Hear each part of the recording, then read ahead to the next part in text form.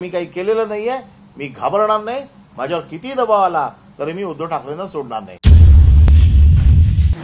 दोन उमेदवार असे आहेत, शिवसेना युबीटीचे अमोल कीर्तीकर आणि शिवसेना शिंदे गटाचे रवींद्र वायकर, जे दोन्ही उमेदवार ईडी चौकशीला सामोरे गेले आहेत। दोघांवरही घोटाळ्याचे आरोप आहेत। हेच मला तुम्हाला सांगायचं आहे की एक ईडी चौकशीला सामोरा गेला अमोल कीर्तीकर, तो डगमगला नाही।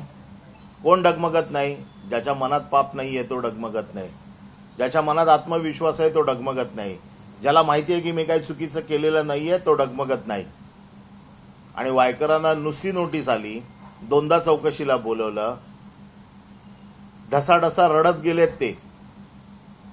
हा माणूस, जो माणूस ढसाढसा रडत गेलेला आहे, सरेंडर झालेला आहे, पायाशी लोळण घेतलेला माणूस आहे, शरणागती पत्करलेला माणूस आहे, हा माणूस लोकसभा काय लढणार?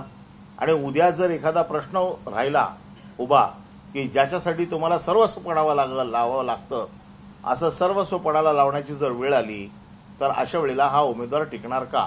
त्या विरोधात अमोल कीर्तीकरांनी सगळा संघर्ष केला, ईडीच्या चौकशीला सामोरे गेले, ईओडब्ल्यूच्या चौकशीला सामोरे गेले, विचारलेल्या सगळ्या प्रश्नांची उत्तरं दिली आणि ते आजही ताठपणे उद्धव साहेबांबरोबर उभे आहेत। आणि त्यांनी स्पष्ट सांगितलेलं आहे, मी काही केलेलं नाहीये, मी घाबरणार नाही, माझ्यावर किती दबाव आला तरी मी उद्धव ठाकरेंना सोडणार नाही। पण अमोल कीर्तीकरांच्या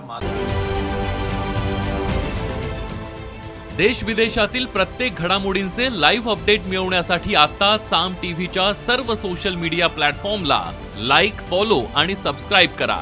तसंच सर्व नोटिफिकेशनसाठी बेल आयकॉन प्रेस करायला विसरू नका।